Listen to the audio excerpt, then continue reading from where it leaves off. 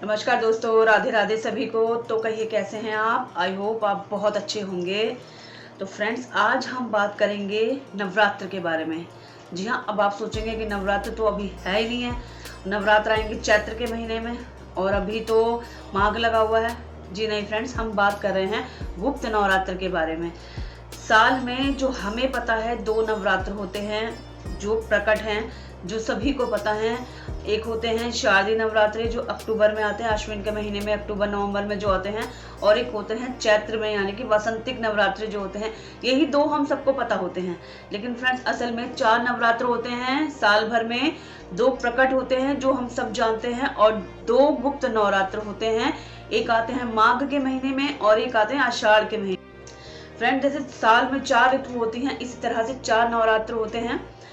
जैसे हर 3-4 महीने बाद ऋतु बदलती है तो नवरात्र भी आते हैं। आप देखते हैं जब हम गर्मी से पूरी तरह से गर्मी से शीत ऋतु में प्रवेश कर रहे होते हैं तो शारदीय नवरात्र आते हैं, और जब हम सर्दी से लेकर गर्मी में प्रवेश कर रहे होते हैं तब वसंतिक नवरात्र आते हैं जो कि मार्च में आते हैं। ऐसे ही जब हम प्रवेश करते हैं बहुत सर्दी होती है फ्रेंड्स, और हम फिर वसंत ऋतु में प्रवेश करते हैं तो उससे पहले ही माघ ऋतु के ये नवरात्र आते हैं। इन्हें गुप्त नवरात्र कहा जाता है और इसमें माता की 10 विद्याओं के स्वरूपों का पूजन किया जाता है, साधना की जाती है। ये बहुत विशेष होते हैं, खासकर उन लोगों के लिए जो किसी मंत्र साधना में लगे हुए हैं या करना चाहते हैं, और विशेष मनोकामनाओं के लिए ये नवरात्रों का पूजन किया जाता है। तो प्रकट नवरात्र होती हैं, उसमें माता के 9 स्वरूपों की आराधना होती है। लेकिन ये जो नवरात्र होते हैं गुप्त नवरात्र, इसमें 10 महाविद्याओं की साधना होती है। और ये 10 महाविद्याएं कौन कौन सी हैं फ्रेंड्स? प्रथम महाविद्या है महाकाली, माँ महाकाली, जो आपको समस्त सुखों का लाभ देती हैं।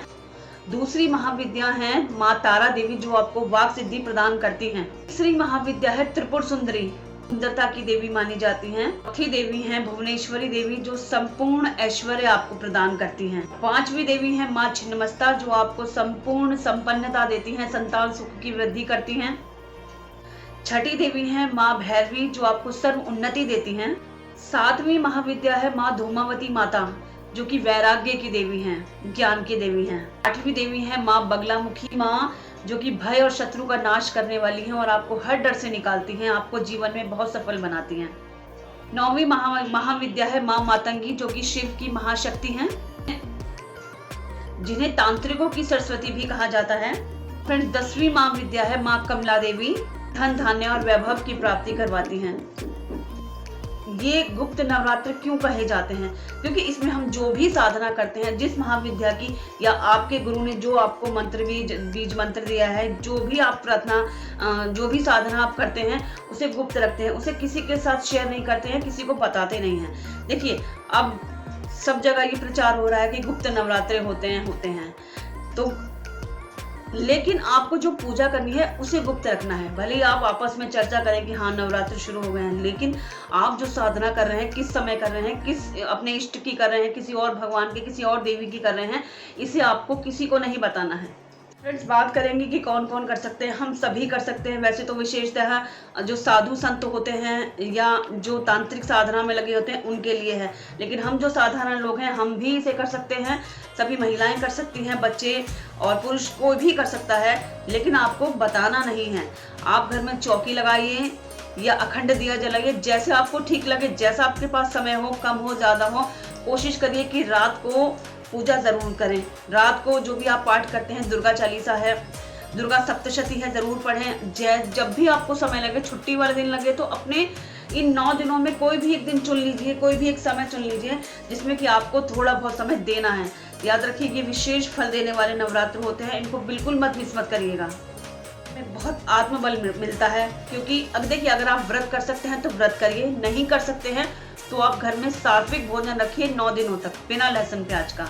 व्रत नहीं रख पा रहे हैं तो कोई बात नहीं, जैसे आपको समय मिलता है, अगर सुबह ब्रह्म मुहूर्त में आप पूजा कर पा रहे हैं तो बहुत ही अच्छा है। अदरवाइज आप अपना काम खत्म करके बैठिए, लेकिन शांति से। मान की जरूरत नहीं है, बहुत ज़्यादा आडंबर किसी चीज़ की जरूरत नहीं है, जो आपको आराम से अवेलेबल हो जाए शांति के साथ वो करिए। और कोई एक इष्ट अपने पकड़ लीजिए, कोई अपने इष्ट की पूजा आप करिए, उनकी विशेष पूजा करिए। अगर आपके हनुमान जी हैं तो सुंदरकांड कर लीजिए, उनकी चालीसाओं का आप संकल्प ले लीजिए कि 9 दिन तक आप उनकी 11 चालीसाएं पढ़ेंगे, जो आपको ठीक लगे। या माँ दुर्गा जी की साधना कर सकते हैं आप, दुर्गा सप्तशती अपनी पढ़ सकते हैं। और फ्रेंड्स याद रखिए, लक्ष्मी जी की विशेष कृपा मिलती है इन नवरात्रों में। तो कोशिश करेंगे शुक्रवार के दिन आप श्री सूक्त और कनमधारा अवश्य पढ़ें और लक्ष्मी जी के मंत्रों का जाप विशेषतः करें। स्फटिक की माला पे, स्फटिक की माला पर करिए या कमलगट्टे की माला पर उनके मंत्रों का, लक्ष्मी जी के मंत्रों का जाप अवश्य करें। आप चाहें तो 9 दिन भी कर सकते हैं फ्रेंड्स, आप चाहें तो 9 के 9 दिन हवन भी कर सकते हैं। लेकिन अगर ये संभव नहीं हो पाता है तो आप कोई एक दिन, चाहे वो आपकी छुट्टी का दिन हो, चाहे वो छुट्टी से एक दिन पहले का हो, शाम को सुबह जब आपको समय मिले हवन करें। बहुत सिंपल सा हवन होता है, घी, चीनी, तिल, काले तिल वगैरह लेकर, और हमारे पास जो भी हवन सामग्री होती है, आम की लकड़ियों पर देसी घी से, गाय के शुद्ध देसी घी से आपको हवन करना है। आप 108 आहुति दें, वो आपकी इच्छा है। आप कौन से मंत्रों की दे सकते हैं, श्री सूक्त के देंगे तो लक्ष्मी जी का विशेष आपको लाभ मिलेगा। एक बात और फ्रेंड्स, अगर आप चौकी नहीं लगा पा रहे हैं या आपको लगता है कि लोगों को पता चलेगा कि आपने चौकी लगाई है, चलिए कोई बात नहीं, लेकिन अगर आप चौकी नहीं लगा पा रहे हैं तो आप अपने ही मंदिर में अगर जगह है या साइड में कहीं जगह है तो कलश जरूर रखिए, कलश पर नारियल जरूर रखकर छोड़ दीजिए। अगर आप ज्वारे बोना चाहते हैं बो दीजिए।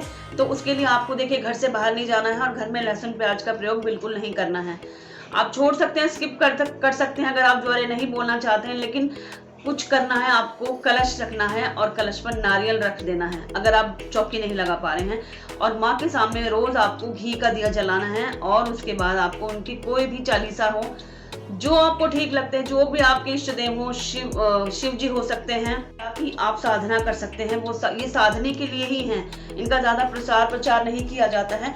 जैसा आपके, अगर आपके गुरु हैं तो आप, उन्होंने आपको कुछ दीक्षा दी हुई है, आप वो मंत्र कर सकते हैं। आप सुबह शाम माँ की लौंग और कपूर के साथ आरती अवश्य करें कि अखंड जोत जलाएं तो बहुत अच्छा रहेगा। लेकिन यदि आप नहीं जला पा रहे हैं कि आपको ऑफिस भी जाना होता है या आप नहीं कर पाएंगे देख रेख, तो आप सुबह शाम शुद्ध घी का या तिल की तेल का दीपक जरूर जलाएं।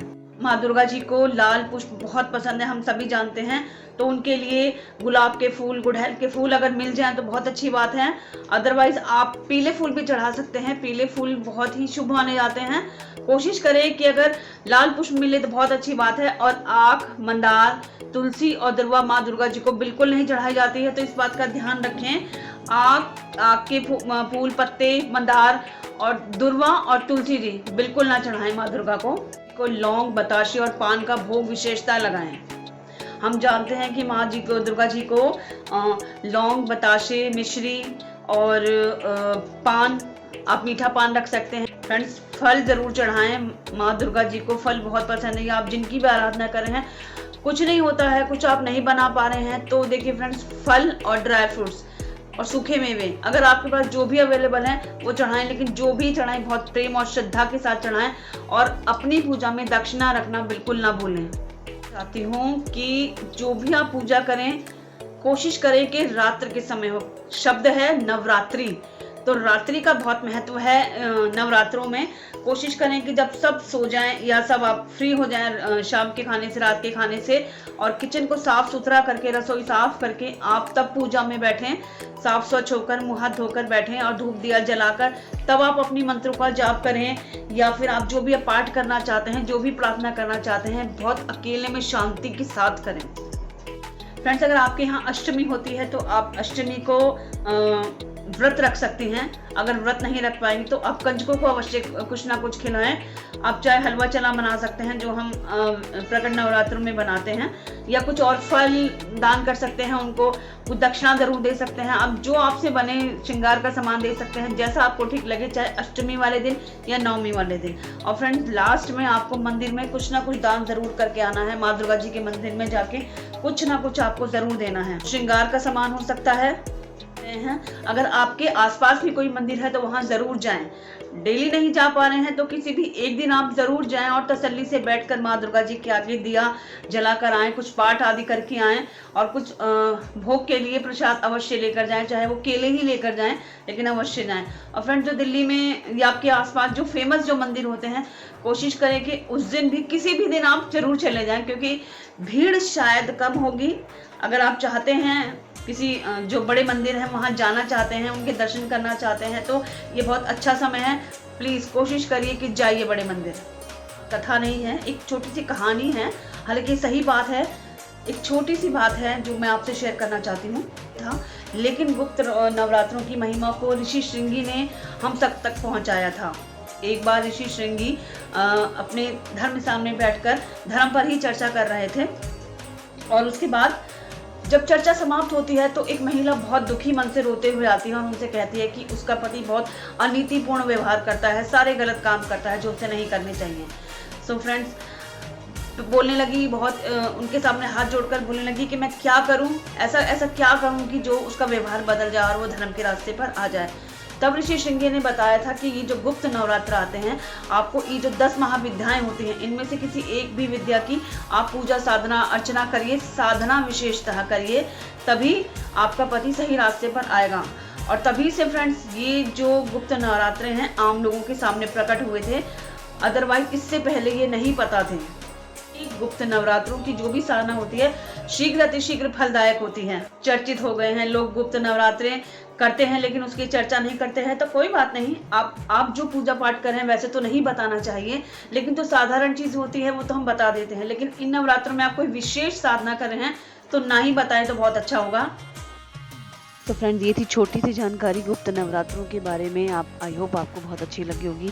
देखिए, अगर आप जानते हैं तो बहुत अच्छी बात है, और नहीं जानते हैं और अब जान गए हैं तो प्लीज़ इसको बिल्कुल मिस मत करिएगा, जैसा भी हो। सो फ्रेंड्स, कुछ भी करिए लेकिन करिए ज़रूर, थोड़ा करें या ज़्यादा करें। सो फ्रेंड्स, ये थी छोटी सी जानकारी, आई होप आपको अच्छी लगी होगी। तो फ्रेंड्स, मेरी माता महालक्ष्मी और माँ दुर्गा जी से यही प्रार्थना है कि उनकी कृपा सदैव हम सब पर बनी रहे। जय माता दी। Bye bye friends.